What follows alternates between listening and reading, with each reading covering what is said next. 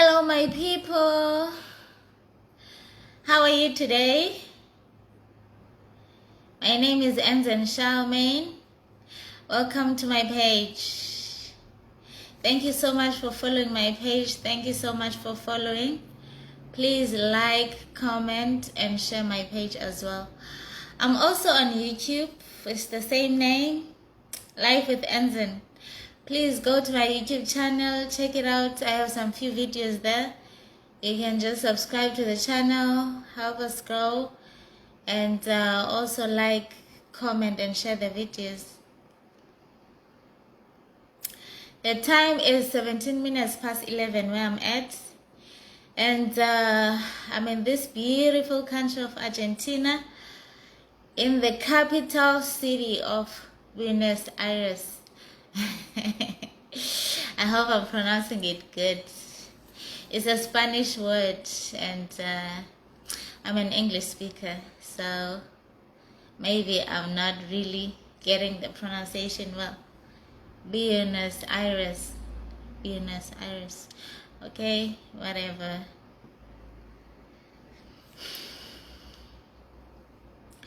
Okay, so today I am doing, as I told you yesterday, that I will be doing the last part of my human trafficking story. I already told you part 1 about how I got out of campus, getting into this nigga's car, and he took me to a different city that I didn't know. In part 2, I already told you how I escaped his house by the grace of the Most High God, and I ended up being at the police station. And then in part 3, I already told you about how I got from Buffalo City back to Alice, to the campus. And I already told you how I got my residence finally within the campus. So today, the last part that we are covering, as I told you yesterday, is a very, very interesting part of the story.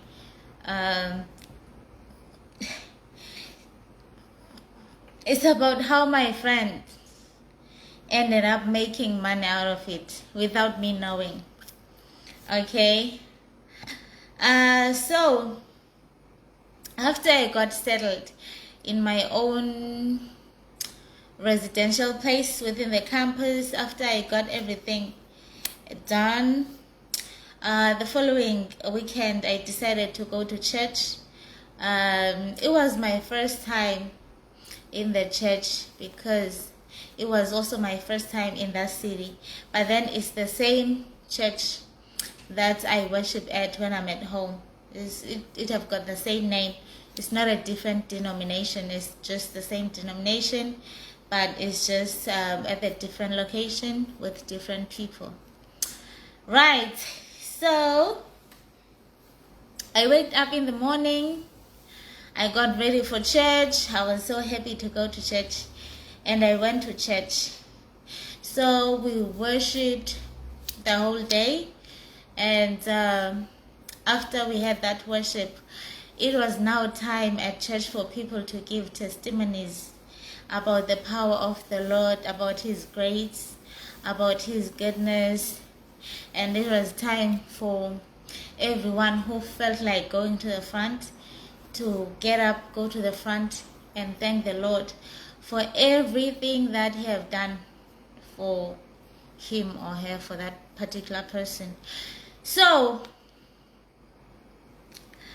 I decided that, no man, it's like this is my first time in this church. I'm feeling a little bit shy. I want to go, but then I'm a little bit scared as well because I don't really know the people. But then I was like, no. After the Lord have done so much for me, saving me from a trafficker, there is no way that I'm going to sit at this chair and say nothing. I will go and testify about His power. I'll testify about His grace and His goodness. And I'll testify about everything that He have done for me.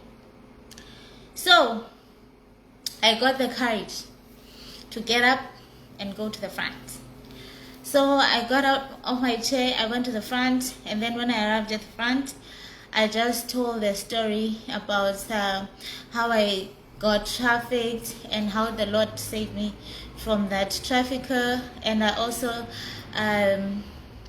testified about how I got the residence at the varsity, that the Lord at the end of the day allowed me to have a place of my own, and now I don't have to worry every single night about where will I sleep the next day. It's like I'm stable now, I'm in my place, and all I have to worry about is my academics and nothing else.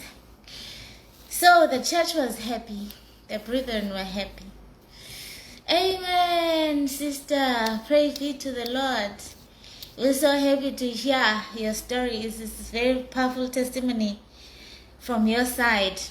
And then after that, I went back to my seat, and then we continued to worship. We listened to other people's testimonies. It was a great day. It was a wonderful day. And after we finished the worship, it was break time. And then during the break, this other brother approached me. He came to me, and then he said, my sister, I'm so happy about how the Lord have rescued you from that person, from that trafficker. It's a really, really amazing story, because when I think about the dogs and how the prayer that you said before you got out of that door, that since the Lord was able to save Daniel from the lions, he can also save you from the dogs. It was so powerful. I really, really liked it. I got excited, and I am very impressed about your faith in the Lord, and that you were able to exercise it during the time of trouble, and you were able to pray, and the Lord rescued you in that situation. And then I said, amen, my brother. Praise be to God. I'm also happy that he saved me from that nigger. And then after that, he told me, actually, I would like to get your number, if you don't mind, your cell phone number, because I have some information on your trafficker. Your trafficker happened to be somebody I know. So I want to share some information with you, but then I cannot do that here. I'd rather do it maybe tomorrow after church. And then to me, it was kind of interesting that, okay, I shared a testimony. I described the place, that it was an Ethiopian restaurant. And when I described the place, he happened to catch it and know who the person was. So it was a very interesting thing for me. And I was also interested in knowing what more can you tell me about this dude. But it was just curiosity. Yes, it was just curiosity. Otherwise, I wasn't going to do anything about that information. So I said to him, okay, you can take my number. It's not a problem. And then we can talk about it later on after church, or maybe tomorrow. So he took my number. And then after he took my number, I went back home after church. And then he also went back to his home. Then the following day, he called me. Hey, I'm brother so-and-so. I just want to know if you would have a chance today for a meet-up, because I'm free. So I would like to come to you and talk to you about what happened and this person. I said, okay, cool. We can meet. So he came to my place. And then after he came to my place, he told me that, you know what? Yesterday at church, when you were talking about this testimony, my anger was stirred. I was mad. But at the same time, I was very happy that the Lord has rescued you. But then I was very mad because of what this nigga did to you. The pain he put you through, the stress he put you through, and the emotional drain that he put you through is something that made me to be very, very mad. So I was like, okay, that's understandable. And then after that, he told me, do you know that I know this nigga? I once had business deals with him, but I didn't know that he was a trafficker or a criminal at night, or he could do horrible things. I thought he was just a genuine guy who came to South Africa to do business. I didn't know that he was not only doing clean business, he was also involved in dirty business. So he said to me that when you described the restaurant and when you described the location of this place and the distance from the campus, I knew that there's only one Ethiopian nigger in this whole Alice who have a restaurant. Other than him, there's nobody else. So this nigger is somebody I know, and I want to help you. I want us to make him pay. There's no way that I'm gonna let him roam around for free after everything that he have done. So I want to help you so that we can make him pay.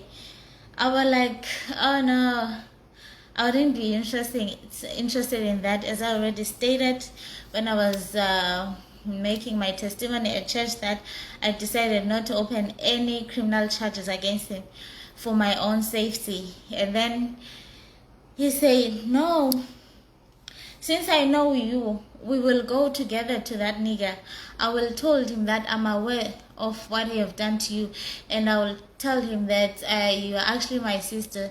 How can he do such a thing to my sister? And I will tell him that if he touches you, you will open a case, and if he touches you, I'm gonna deal with him, because I'm not scared of this nigger. Bear in mind that do you guys still remember when I made my first story time and I told you about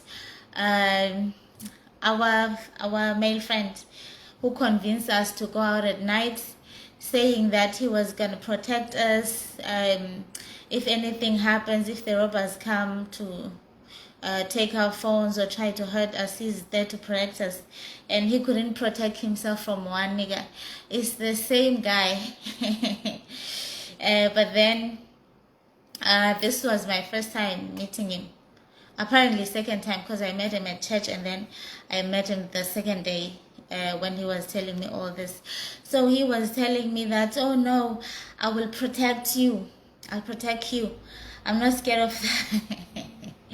I'm not scared of that nigga. So I will tell the nigga that if anything happens to you, something bad is coming on his way. Something bad is coming on his way. So he shouldn't touch you. You'll open a case, and justice will prevail.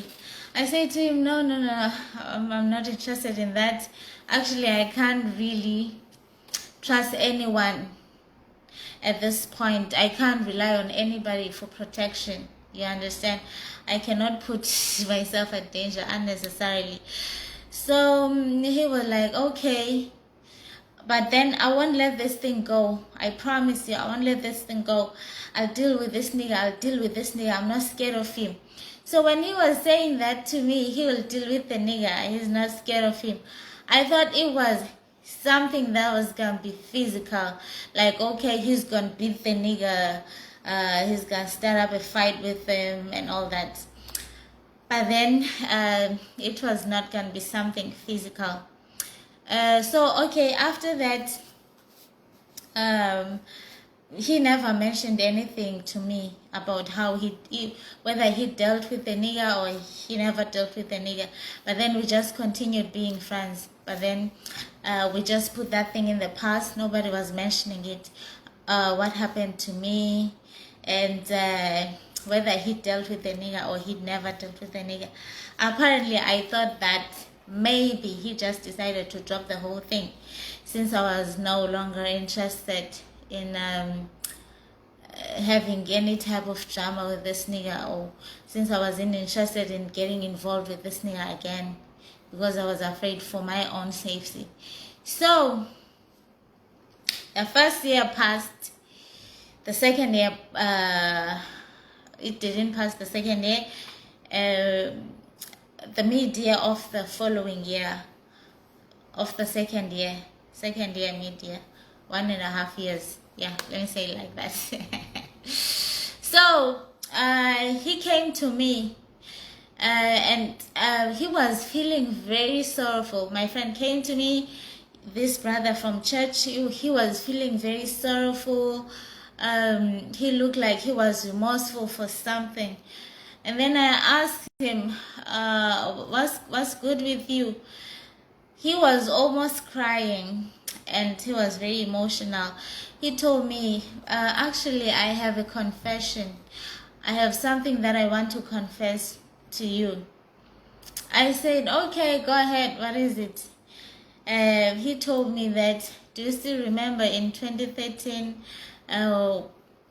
when you went to church and you made a testimony about how this guy trafficked you and how the Lord saved you from this trafficker?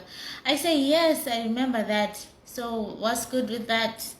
Like, what's up? Then he told me that actually I did something that I believe it was wrong against you. I could have never done it behind your back. I feel like I could have done it with your consent. I could have told you before I did this thing. So I did something to the nigger who trafficked you. I asked him, so what did you do? He told me, after we had that meeting and after I refused to confront the nigger with him, he decided to go to the dude, to the trafficker, and then he told the dude that, I'm aware of what you did. That girl you were trying to traffic is actually my sister. So I'm aware of what you were trying to do, and I won't let you dip with that thing because you did it to my own blood. So since you did this terrible sin to my own blood, I'm going to make you pay.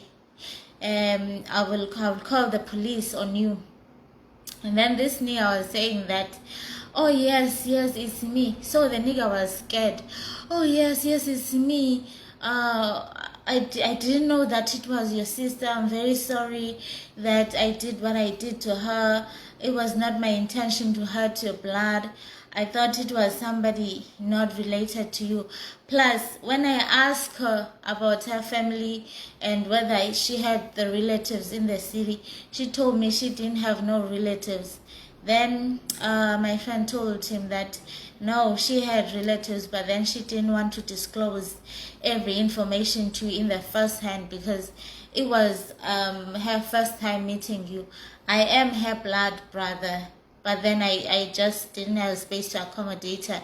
That's why she decided to go alone to the city and look out for places to rent. So this dude was saying, I'm sorry. If only I could have known that it was your sister. It could have never happened, I promise. It could have never ever happened. So my friend was saying, say to him, okay, I will accept your apology, but I have terms and conditions. You have to do what? You have to pay me cash. In order for you to silence me, because I have some information against you that can put you in jail. And actually I was recording our conversation, so I do have a voice confession from you, a voice note of you confessing to every crime that you did or that you were trying to do that night. So let's make a deal. You will pay me for what you did to my own sister.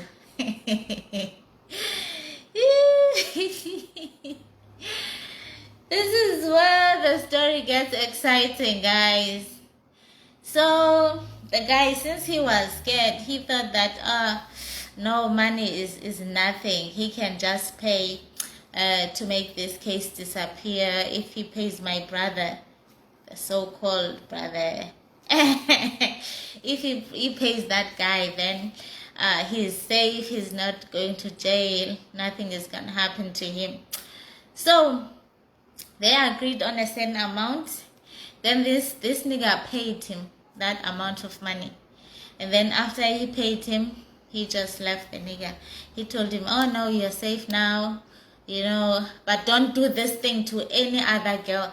If I hear that you did this thing or you attempted to do this thing to any other girl in the city, even if it's not my sister, once I hear something, I won't delete the confession that I have on my phone of you confessing to your sin that you were actually trying to traffic my sister.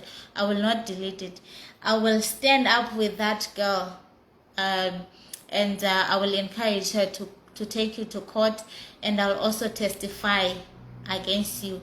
So this thing is over for now, but then it's not over if you repeat it to someone else, even if it's a stranger. You won't repeat this thing. I can promise. So the nigga said, oh yeah, I promise. I'll just cut that business off. The human trafficking business. I'll never traffic anybody else again. So, after that, my friend left. After they had that agreement, he left, and then after he left, that was not it.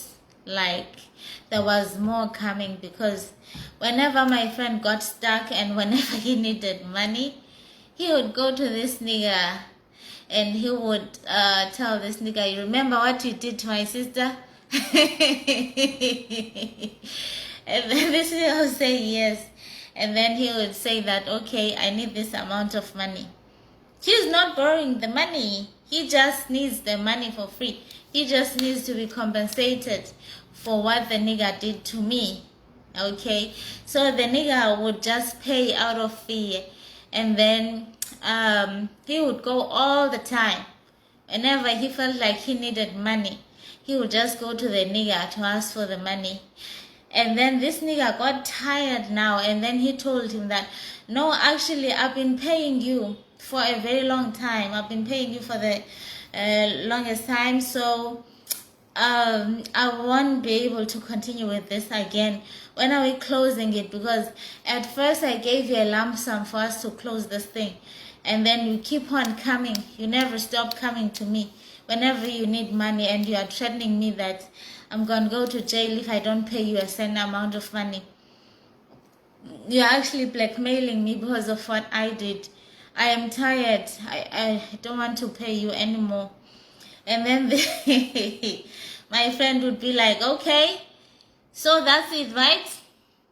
You decided that you no longer want to pay me, and you won't be paying me anymore. Keep that same energy, okay? I want to see that same spirit when the police are here. Keep that same energy. And if I open a case, nobody will be able to erase that case. It will remain there. Like, the investigation will be ongoing, because I'm also connected to some of the police. Hey! Welcome, Deborah. Thanks for joining. So, after that, the nigga would feel scared, and then he will keep on paying this money to my friends, and then after 1 year and few months, maybe 6, 7, or 8 months, the nigga got tired. He felt like he was being milked by my friend, because he was just making him pay continuously, and he could feel that this thing will never have any ending. He will pay for the rest of his days, for as long as he still remains in Alice. He will still have to pay my friend for what he did to me. So he just decided that he was just not gonna tell anyone, including my friend. He was just gonna pack his things and leave the city. So he packed all his things. He closed the restaurant. I guess he was demanding a huge amount of money, because if it was a small amount of money, the nigga could have never decided to close the restaurant and go back to his country, because I mean, like, if you just have to pay a little bit out of the huge amount of money that you are making from the restaurant each and every month, why would you just decide to sacrifice the whole country and go back to your country which you didn't like initially, only because you have to pay a small fee? It's like paying rent. You can't just run away because you have to pay rent, because the rent money is not really a big amount of money. If you have a business, you can just keep your rent going. So he told me that he just discovered that the nigger left the country because when he went back to the restaurant was no longer operating. It looks like he closed, and he sold everything he had without telling him.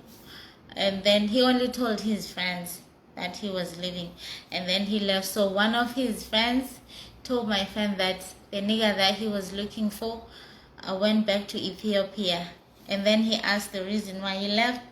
The nigger told him it's because he had to pay continuously for what he did to me. So he just decided that South Africa will no longer be a convenient country for him to settle in. It might not really be true that he went back to Ethiopia. Maybe he told his friend to lie to my friend so that he cannot think that he is within the borders of South Africa, so that he can think that he went back to his country, and so that he can maybe try to forget about him. I do believe strongly that maybe he went to a different city within South Africa. Maybe he went to a faraway city, Johannesburg, or maybe Cape Town, or any other city that's far away from Alice.